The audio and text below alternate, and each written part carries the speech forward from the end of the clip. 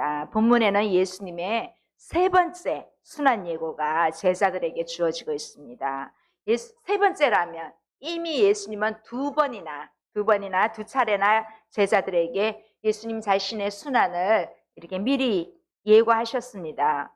그리고 예수님은 그 고난도 받지만 죽음에 이르지만 반드시 부활까지 한다고 다시 살아나실 것을 얘기 다 해주셨습니다. 그래서 오늘 본문에서는 세 번째로 예수님이 받으실 순환에 대해서 말씀하십니다. 우리 32절에서 34절 한번 읽어보시겠습니다. 시작. 예루살렘으로 올라가는 길에 예수께서 그들 앞에 서서 가시는데 그들이 놀라고 따르는 자들은 두려워하더라. 이에 다시 12 제자를 데리시고 자기가 당할 일을 말씀하여 이르시되 보라, 우리가 예루살렘에 올라가노니 인자가 대제사장들과 서기관들에게 넘겨주매 그들이 죽이기로 결의하고 이방인들에게 넘겨주겠고 그들은 능욕하며 침뱉으며 채찍질하고 죽일 것이나 그는 3일 만에 살아나리라 하시니라. 네, 예수님의 세 번째 순환 예고가 제자들에게 주어지는 장면은 이전에 첫 번째와 두 번째 이야기했던 것과 조금 특이한 사항이 있습니다. 먼저 예수님은 예수님 자신이 순환과 죽임을 당할 장소로 어디를 생각했습니까? 예루살렘으로 언급하고 있습니다. 또 예수님은 예수님께서 받는 순환의 단계적 절차를 또 이렇게 상세하게 묘사해 주고 있습니다. 실제로 예수님의 제자 가룟 유다에게 의해서 이제 은 30냥에 팔렸다. 그래서 그 가룟 유다가 종교 지도자들에게 이렇게 그 돈을 받고 넘깁니다. 이후에 또 이방인들의 손에 넘겨줍니다. 종교 지도자에서 이제 이방인들에게 넘겨줍니다. 그런 후에 이방인들이 예수님을 능욕하고 침뱉으며 채찍질하고 죽을 것이라는 이라는 언급이 오늘 등장하고 있습니다. 사실 예수님께서 순환을 당하실 때 그대로 진행되었습니다. 순환에 관한 예수님의 가르침은 이전에 1, 2차 때 말씀하셨던 것처럼 고난과 죽음으로 끝나는 것이 아니라는 것입니다. 반드시 3일 만에 살아나리라 부활하신다고 말씀하셨습니다. 이렇게 지난번에도 말씀드렸지만 유대인들의 부활은 종말의 하나님 나라가 임할 때 중요한 사건이에요. 그 사람들은 부활을 철저하게 믿어요. 자기 자신이 다시 살아난다는 사실을요. 그런데 이 유대 종말론을 잘 알고 있는 제자들입니다. 이 제자들은 메시아이신 예수님이 장차 메시아로 오실 그분이 죽는다는 것이 이해가 되지 않았습니다. 유대 종말 안에서 마지막 때에 하나님의 신적 통치 대리자로 악한 일을 한 사람과 악한 당들과 이런 사람들은 다 지옥불에 보내고 그렇지 않는 사람은 천국을 향하여 부활된다는 것을 유대 사람들은 이렇게 항상 믿고 있어요. 여러분에게 여러 번 말씀드렸다시피 지금도 이 유대 종교들 지도자들은요 안 믿습니다. 예수님이 이미 와서 가셨는데도 안 믿습니다. 아직 메시아가 온다고 그 돔이 있어요. 황금돔. 이 예루살렘 안에 보면 이 황금돔이 엄청 있는데 거기 가면 메시아네악주 그 사람들이 매일같이 거기 와서 빌고 그럽니다. 저도 2019년도에 그 돔 앞에 가서 저는 비는 대신 뭐 했는지 압니까? 돔 사이에 기도문을 써서 넣어놓고 왔습니다.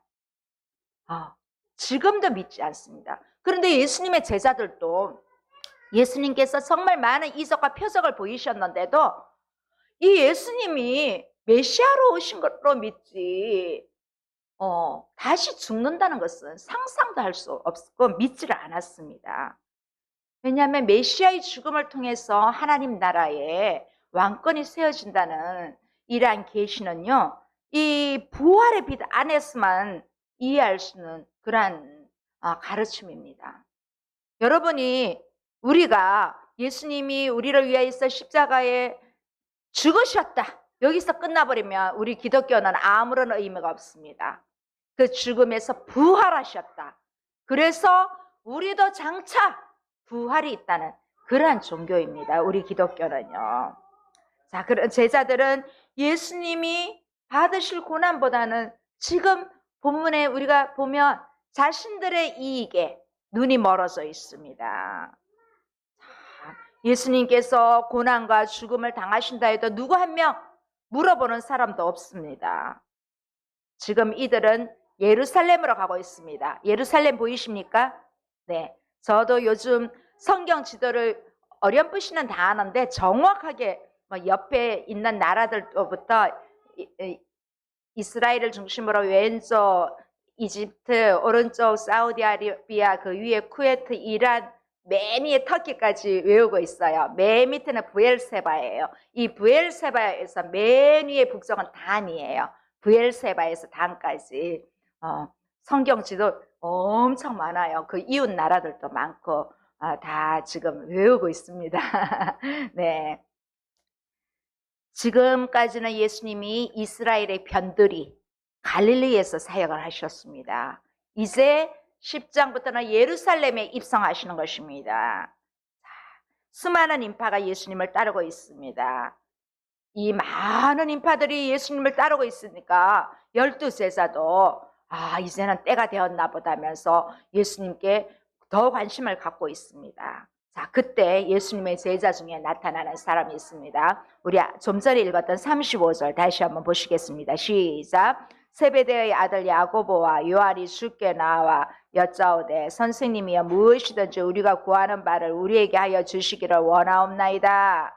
자, 예수님의 1, 2차 순환 예고가 등장하고 난 뒤에 또 예수님의 제자들은 그냥 메시아적인 예수님밖에, 정치적인 예수님으로밖에 보지 않았습니다. 그런데 여전히 이번에 세 번째, 3번 하면 알아야 되는데 몰라요. 여전히 어두움과 무지의 모습들이 드러납니다. 그런데 이번에는 좀 더 노골적으로 예수님을 따르려는 제자들의 속내가 드러나고 있습니다.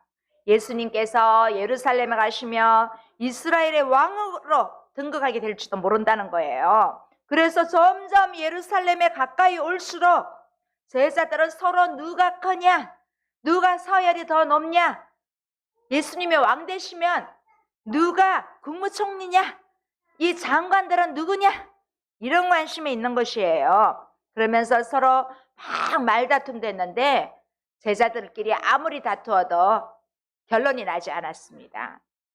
서로 눈치만 보다가 형제 사이인 야고보와 요한이 예수님께 나왔습니다. 야고보와 요한은 이미 오래전부터 마음에 두고 있었던 소원을 예수님께 아뢰기로 결심을 합니다. 그래서 뭐라고 했습니까? 선생님이여 무엇이든지 우리가 구하는 바를 우리에게 하여 주시기를 원하옵나이다. 자, 예수님은 그래서 물으십니다. 뭐라고 물으십니까? 36, 37절 한번 보시겠습니다. 시작. 이르시되 너희에게 무엇을 하여 주기를 원하느냐 여짜오되 주의 영광 중에서 우리를 하나는 주의 우편에 하나는 좌편에 앉게 하여 주옵소서. 자, 예수님은 내가 너희에게 무엇을 하여 주기를 원하느냐 그렇게 묻습니다. 이 제자들은 속으로 표현은 할 수 없는데 말하고 싶은데도 이제 그 말을 할 때가, 내가 이제 어떤 목표를 위해서, 이제 달성을 위해서 지금쯤은 해야겠다, 아주 설레는 마음으로 예수님께 입을 열었습니다.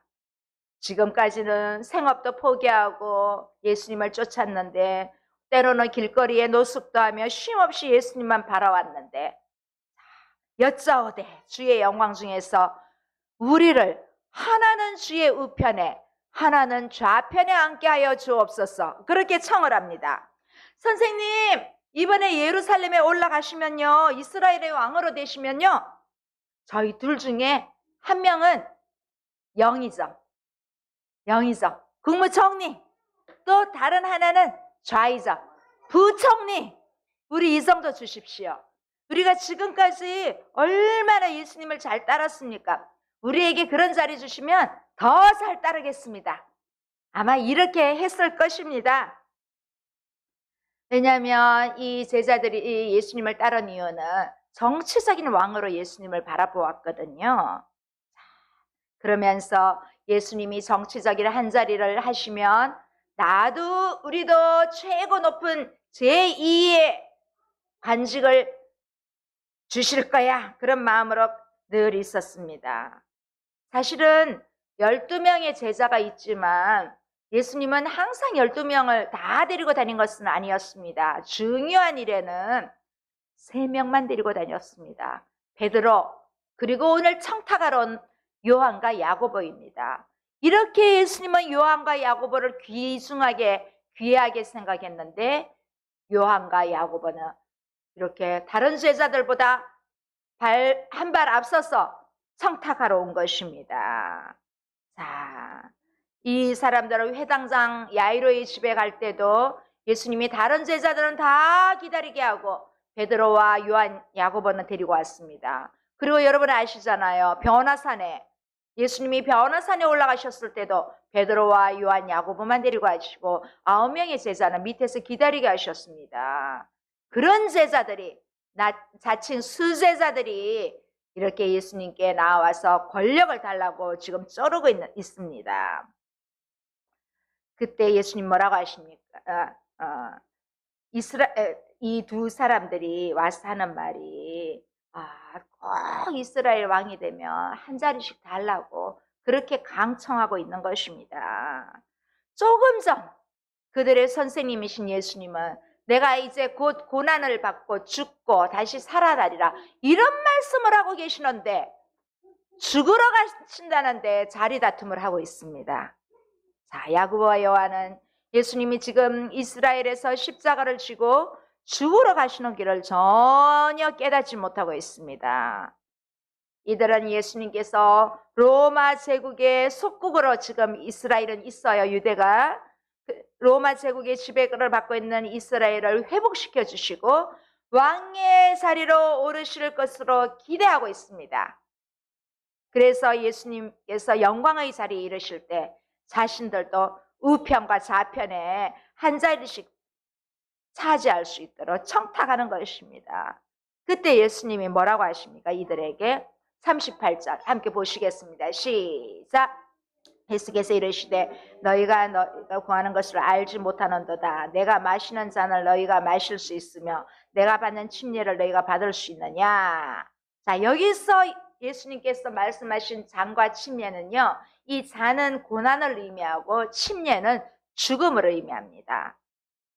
근데 이때까지만 해도 이 잔과 침례에 대한 의미를 야고보와 요한은 예수님의 잔이 왕이 마시는 이 금으로 만들어진 포도주 잔으로 생각한 거예요. 또 침례는 왕으로 임명받으면 그 침례식을 하나보다 이렇게 생각한 것 같습니다. 자, 이 두 사람은 고난과 죽음을 의미하는 잔과 침례를 자신들이 받을 수 있다고 그렇게 대답했습니다. 39, 40절 다시 한번 보시겠습니다. 시작. 그들이 말하되 할 수 있나이다. 예수께서 이르시되 너희는 내가 마시는 잔을 마시며 내가 받는 침례를 받으려니 내 좌우편에 앉는 것은 내가 줄 것이 아니라 누구를 위하여 준비되었든지 그들이 얻을 것이니라. 요한과 야고보는 주님, 제가 할 수 있습니다. 제가요 잔도 마실 수 있고요 침례도 받을 수 있습니다. 그런데 예수님은 야고보와 요한이 마시는 그 잔을 마시고 또 예수님이 받으실 침례를 받을 것이라고 그렇게 말합니다. 이 말은요, 이후에 예수님이 가신 후에 야고보와 요한도 순교를 하거든요. 예수님의 제자들이 그 가룟 유다 빼고 다 순교했습니다. 어떤 사람은 인도에 가서, 어떤 사람은 저기 스페인 가서, 또 어떤 사람은 그냥 헤롯 왕에게도 숙성되고 이렇게 다 순교했거든요. 특히 우리가 알잖아. 이 요한 네, 형제 야고보는 세베대의 아들로, 세베대의 아들이 야고보와 요한이에요. 이 요한은요, 헤로당, 그 침례 요한을 죽인 그 헤로당을 얘기했죠. 그래서 이렇게 숙청이 되었습니다. 이 헤롯의 칼에 의해서 순교되었고 첫 번째 순교자예요. 제자 중에 이 야고보가 첫 번째.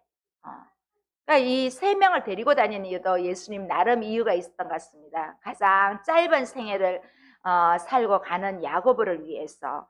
또 이 요한 같은 경우는 반모섬. 저긴 못 가봤어요. 저긴 터키예요. 거의 다 터키거든요. 터키 안에 7교회가 있고 반모섬이 있고 다 저쪽에 있어요. 터키 올해 진짜 가고 싶은데 이 터키를 못 갔어요. 예, 튀르키예. 예, 지금은 이제 이번에 지진 나고 난데 이름이 바뀌었지요. 튀르키예로. 이 지도본 맨 위에 있습니다. 이 터키 같은 경우는 다른 중동 지역보다 좀 위에 있습니다. 그래서 좀 내년에는 왜냐하면 사도행전을 말씀을 나누고자 하는 마음이 갈망이 있는데 사도행전을 나누려면 이 터키를 반드시 갔다 오면 좋습니다. 사도 바울의 1, 2, 3, 4 여행지가 이쪽에 다 있고 이러기 때문에 그래서 뭐 6개월밖에 안 남았는데 기도하고 있습니다. 그래서 이 요한은 예수님께 반모섬에서 유배지로 있으면서 성경을 기록했어요. 그게 요한계시록이에요. 요한계시록을 여기서 기록을 했어요. 그러면서 이제 마지막 가장 예수님 제자 중에 오랫동안 살면서 이렇게 순교했다고 합니다. 이 야고보와 요한이 예수님을 찾아가서 청탁하는 모습을 보고 10명의 제자들도 화가 나가지고 막 쫓아왔어요. 자, 41절. 10제자가 됐고 야고보와 요한에 대하여 화를 내거늘. 자, 10명의 제자들이 화를 내는 이유가 니네들은 왜 생각이 없냐. 예수님이 좀 있으면 고난받으시고 죽으신다는데 너희 도대체 뭐 하는 거냐. 이렇게 뭐라 하면 좋겠지만 이런 것 때문에 화가 났으면 좋았을 것인데 그게 아니라 자신들도 그런 마음을 갖고 있는데 왜 우리보다 앞서서 둘만 가서 그렇게 청탁을 하느냐 그것입니다. 자, 이렇게 야고보와 요한이 선수를 치고 대놓고 예수님께 청탁한 것에 대해서 분한 마음이었습니다. 이렇게 10제자들이 화를 낸 것을 보면 결국 그들 모두가 비슷한 생각을 하고 있었던 것입니다. 만일에 10명의 제자들이 그런 야망이 없었다면 화를 낼 필요가 없습니다. 너네들 높은 살에 우리 뭐 그 밑에 있지 뭐 이렇게 할 수도 있는데 자, 12제자는 부자간을 지켜봤잖아요. 앞에서 부자간을 지켜보면서 부자간이 재산이 많아서 아까워서 도로 돌아가는 것을 보면서 선생님 우리는 모두 다 버렸다. 다 버리고 선생님을 쫓았다고 했잖아요. 근데 진심으로 헌신으로 쫓았다기보다 예수님을 좀 장차 두고 볼 그 자리를 위한 투자를 한 것입니다. 투자를. 그래서 이런 제자들에게 예수님은 실망하지 않고 다시 제자도에 대해서 말씀하십니다. 우리 42절 다시 보시겠습니다. 예수께서 불러다가 이르시되 이방인의 집권자들이 그들을 임의로 주관하고 그 고관들이 그들에게 권세를 부리는 줄을 너희가 알거니와. 자, 이렇게 한심한 제자들에게 예수님은 이전처럼 또 제자들을 불러 모으시고 참된 제자도가 무엇인지 또 인내하시면서 가르칩니다. 우리 공부에도 또 사업에도 모든 것이 교회 성장에도 인내가 필요합니다. 여기에 나오는 통치자들은 자기 야망을 위해서 자기 힘을 발휘합니다. 그런데 예수님의 제자들의 이러한 가치체계를 정면으로 예수님은 반대하는 가르침을 가르치고 있습니다. 누구든지 왜냐하면 다 으뜸이 되기를 원하거든요. 33절 34절 보시겠습니다. 너희 중에는 그렇지 않을지니 너희 중에 누구든지 크고자 하는 자는 너희를 섬기는 자가 되고 너희 중에 누구든지 으뜸이 되고자 하는 자는 모든 사람의 종이 되어야 하리라. 자, 권력의 자리를 두고 예수님 바로 눈앞에서 자리 다툼을 하고 있는 제자들에게 예수님은 하늘나라는 높아지고 군림하는 것이 아니라고 하십니다. 오히려 낮아지고 종이 되는데 하나님 나라가 있음을 가르쳐 주고 있습니다. 자, 예수님 보시는 관점은 이 큰 사람은 섬기는 사람입니다. 섬기는 자. 헬라어로 디아코노스. 디아코노스. 이 말은 우리 교회는 아직 집사님이 없으신데 이 집사라는 의미도 단어가 있습니다. 디컨 해가지고 네 그래서 집사님 하면 기니까 저는 제 핸드폰에 집사님들은 다 뒤에다 D를 해놨습니다. 여기 섬기는 사람입니다. 네, 섬기는 사람. 이 집사님은 그래서 예수님은 자신이 디아코노스 섬기는 자로 이 세상에 오셨음을 말씀하고 있으십니다. 우리가 이 마가복음 10장 45절은 마가복음의 가장 키포인트 되는 구절입니다. 우리 크게 읽어보시겠습니다. 시작. 인자가 온 것은 섬김을 받으려 함이 아니라 도리어 섬기려 하고 자기 목숨을 많은 사람의 대속물로 주려 함이니라. 네, 이 말씀이 마가복음의 가장 중요한 말씀입니다. 특히 이 마가복음은 예수님이 종으로 오신 그런 모습을 많이 묘사하고 있습니다. 그래서 1장부터 바로 예수님의 사역이 시작되었습니다. 마가복음 같은 경우는 사실은 마가복음이 우리 친구들 마가복음 다 통독했잖아요. 그렇죠? 통독이 아니라 정독했지요. 이 마가복음이 16장이어서 다른 사복음서보다 장수로는 작습니다. 그런데 우리가 다음 주부터 볼 11장은요. 절수가 길어요. 그래서 다른 공간복음이나 요한복음보다 마가복음은 특히 예수님의 순환 이야기를 길게 쓰고 있습니다. 자, 예수님이 무엇을 위해 이 땅에 오시는지 이 45절 말씀에 잘 설명해 주고 있습니다. 섬김을 받으려 오신 것이 아니라 도리어 다른 사람을 섬기려고 오셨다는 것입니다. 자기의 목숨을 많은 사람을 위해서 내어주기 위해서 이 땅에 오셨다는 것이 마가복음의 핵심입니다. 예수님은 섬기는 종으로 오셨습니다. 우리도 예수님의 제자가 되려면 예수님이 섬기신 것처럼 우리도 섬겨야 합니다. 그래서 이 섬김을 받으려고 우리가 살아가는 것이 아니라 오히려 다른 사람을 섬기는 것이 예수님 제자의 삶입니다. 이렇게 제자들이 자리다툼하는 사이에 이제 배경의 스토리가 이제 바뀝니다. 마가복음의 전반부 마지막에 보면 그 8장에 보면 벳세다 맹인이 고침을 받고 이렇게 만물이 다 보였던 것을 이제 보게 되었습니다. 그것을 본 제자들의 눈이 좀 열렸습니다. 그래서 베드로가 예수님을 그리스도로 신앙 고백을 했습니다. 그런 점에서 벳세다 맹인의 눈이 뜨인 것은 예수님의 제자들의 영적인 눈을 많이 열어주셨습니다. 그런데 오늘 10장에 보니까 또다시 자리다툼합니다. 영적 눈이 열려 있는 사람이 또 자리다툼을 계속 하고 있습니다. 그래서 예수님은 제자들에게 3번의 순환 예고를 했지만 제자들은 아직까지 세상을 향해 가고 있습니다. 세상을 향해 눈을 뜨고 있습니다. 그리고 이번에는 여리고성, 예수님이 예루살렘으로 올라가기 직전에 여리고성에 들리십니다. 그래서 또 다른 맹인 바디메오, 우리 예수님이 말씀하시니 바디메오가 눈을 떴다 냈죠. 바로 여기입니다. 자, 이 맹인 바디메오가 고침을 받는 이야기가 나옵니다.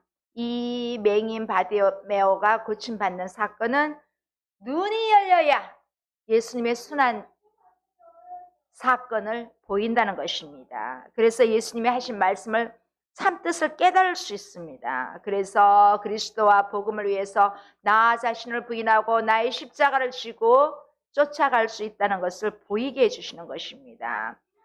이번에 이 3차례나 예수님이 그 고난받는 것을 얘기하셨는데 첫 번째, 두 번째하고 다르게 3번째는 제자들도 똑같이 이렇게 고난을 받을 것이라고 예고하고 있습니다. 이제 맹인 바디메오가 고침받는 이야기입니다. 우리 46절 47절 보시겠습니다. 그리고 그들이 여리고에 이르렀더니 예수께서 제자들과 허다한 무리와 함께 여리고에서 나가실 때에 디메오의 아들 맹인 거지 바디메오가 길가에 앉았다가 나사렛 예수시란 말을 듣고 소리질러 이르되 다윗의 자손 예수여 나를 불쌍히 여기소서 하거늘. 자, 예수님 일행이 여리고에 이르렀습니다. 여리고 보이나요? 여리고에 이르렀습니다. 마가는 예루살렘을 향해 가는 예수님의 여정에서 예루살렘에서 도착하기 직전에 있었던 일로 맹인 바디메오의 사건을 다루고 있습니다. 이 사람은 맹인이었고 거린입니다. 이 나사렛 예수라는 말을 듣고 바디메오는 다윗의 자손 예수여 나를 불쌍히 여겨주소서 하고 막 소리칩니다. 바디메오가 예수님을 다윗의 자손이라고 이렇게 말한 것은 구약에 예언했던 하나님 나라의 통치를 가져올 다윗 왕가로부터 나오는 아들이라고 인정했다는 것을 의미합니다. 바디메오는 예수님이 오셨다는 소식에 너무 놀라서 자신의 눈을 뜨기 위해서 여러 사람들이 막 소리 지르고 함에도 불구하고 달려오니까 시끄럽다고 사람들이 꾸짖고 있습니다. 48절 49절입니다. 함께 보시겠습니다. 많은 사람이 꾸짖어 잠잠하라 하되 그가 더욱 크게 소리질러 이르되 다윗의 자손이여 나를 불쌍히 여기소서 하는지라. 예수께서 머물러 서서 그를 부르라 하시니 그들이 그 맹인을 부르며 이르되 안심하고 일어나라 그가 너를 부르신다며. 자, 이렇게 사람의 꾸짖음 속에도 바디메오는 더 크게 소리 지르고 예수님께 호소하고 있습니다. 예수님은 그 많은 무리들 속에서도 무리들의 외침 속에서도 이 바디메오의 소리가 들렸습니다. 그래서 예수님의 여정을 멈추고 바디메오를 부릅니다. 오늘 마지막 말씀 9절입니다. 50절에서 53절 우리 크게 보시겠습니다. 시작. 맹인이 겉옷을 내버리고 뛰어 일어나 예수께 나아오거늘 예수께서 말씀하여 이르시되 내게 무엇을 하여 주기를 원하느냐. 맹인이 이르되 선생님이여 보기를 원하나이다. 예수께서 이르시되 가라 내 믿음이 너를 구원하였느니라 하시니 그가 곧 보게 되어 예수를 길에서 따르니라. 자, 예수님이 맹인을 부르사 겉옷을 던져버리고 쫓아갔어요. 이 모습을 보니까 맨 처음 마가복음 1장에서 베드로와 그의 형제 안드레는 그물을 던져버리고 예수님을 쫓았어요. 그 그물을 배가 그들의 최고 자산이거든요. 또 조금 전에 청탁에 했던 야고보와 요한은 아버지를 버리고 떠났어요. 예수님을 쫓았어요. 그런데 오늘 이 바디메오는 겉옷을 버리고 이 구걸하면서 바디메오가 겉옷은 전 재산입니다. 이 겉옷은 모든 재산인데 이걸 버리고 뛰어가서 예수님께 나옵니다. 자, 바디메오는 예수님을 따르기 위해서 자기 모든 것을 버리고 나온 것입니다. 예수님은 바디메오에게 내게 무엇을 하여 주기를 원하느냐. 아니 예수님은 맹인이 눈 뜨는 걸 원하지 그건 물어야 압니까? 바디메오가 그러지 않고 눈을 뜨기를 원합니다. 보기를 원합니다. 그렇게 말합니다. 그랬더니 보기를 원하나이다 하니까 예수님께서 뭐라고 하십니까? 내 믿음이 너를 구원하였느니라. 예수님은 바디메오에 나은 것이 보게 된 것이 너의 믿음이라고 합니다. 우리도 나의 믿음이 중요합니다. 너의 믿음이 중요한 것이 아닙니다. 나의 믿음이 중요한 것입니다. 이 선언의 결과로 바디메오는 시력을 회복하게 되었습니다. 또 치유의 원인이 그의 믿음이라는 것입니다. 이 이야기를 종결하면서 마지막 53절에는 뭐라고 합니까? 그가 곧 보게 되어 예수를 길에서 따르니라. 아마 이 바디메오는 예수님을 끝까지 따라갔을 것입니다. 제자들은 예수님과 함께 저 밑에 갈릴리, 북쪽 갈릴리부터 지금 남쪽 예루살렘까지 입성하는 데까지 따라가고 있습니다. 제자들은. 그런데 이 제자들은 예수님의 고난과 그 고난의 삶과 침례보다 육신으로 보이는 그런 것들을 더 기다렸습니다. 누구나 영광을 좋아합니다. 또 영광을 얻고자 하는 마음을 탓할 수는 없습니다. 우리가 어떤 명성이나 이런 것을 가진다고 탓할 수는 없어요. 다 필요하니까요. 그 자리도 주께서 주시는 것이니까요. 다만 어떤 영광을 어떤 방식으로 추구하느냐입니다. 세상의 영광만 추구하다면 그 재물이 끝까지 가지 않습니다. 그런데 우리는 하나님의 영광을 구하면 이 땅에서도 잘 될 뿐 아니라 영원한 생명을 얻을 수 있다는 것이 그 바로 이 영광입니다. 하나님 나라는 조금 세상 나라와 지배 방식이 다릅니다. 그렇다고 우리는 가난하게 살 필요 없습니다. 언젠가 말씀드렸죠? 하나님께서는 우리에게도 재물을 얻을 능력을 다 주셨습니다. 그래서 그 능력을 우리가 잘 발휘하지 못하고 있고 내 자신의 유익을 위해서 생각하며 그 능력이 다 오지 않는다는 것입니다. 자, 힘의 원리를 쫓아 지배하거나 군림하지 않고 예수님처럼 섬김과 희생으로 우리가 살아갈 때 이 땅에서도 우리가 구하지 않을 영광까지 다 주실 줄 믿습니다. 솔로몬이 현명한 선택을 하였을 때 그 지혜뿐만 아니라 모든 영광을 다 주셨습니다. 우리가 생각하는 진정한 영광은 소비나 어떤 과시가 아니라 버림과 비용과 좀 내어줌에 있습니다. 세상 영광을 꿈꾸던 제자들은 예수님의 고난을 알아보지 못했습니다. 그러나 바디메오는 영적인 눈을 떠서 메시아를 알아보고 십자가의 길을, 주님의 길을 쫓아갔습니다. 우리가 구해야 할 영광이 여러분들에게 많이 있습니까? 그 영광이 어떤 영광인지 한 주간도 생각해 보면서 섬김의 영광으로, 내가 부자 관원처럼 돈이 많은데 나눠서도 돈은 또 생기는데 있는 돈을 나눠주기 싫어서 그 영광을 보지 못했습니다. 이제 우리는 다시 한번 내가 영광을 구하되 이 영광을 어떻게 사용하는지 여러분 잘 생각해 보시기 바랍니다. 이 영광 속에는 여러 가지가 들어있습니다. 나의 모든 것이 이 영광 안에 들어있습니다. 한 주 동안도 승리하는 저와 여러분 되시기를 주의 이름으로 소원합니다. 기도하시겠습니다. 하나님 아버지 감사합니다. 오늘도 말씀을 통하여 다시 한번 우리가 어떤 자리에 서야 될지 알아봤습니다. 예수님을 그렇게 쫓아다니던 제자들은 하나님의 영광을 세상적인 눈으로 바라보았습니다. 그러나 아무것도 없는 바디메오는 다윗의 자손 예수 그리스도 언약의 말씀을 붙잡고 나아갔을 때 주님을 따르는 참다운 제자가 되었습니다. 우리도 이렇게 나아갈 수 있도록 주님께서 함께하여 주시옵소서.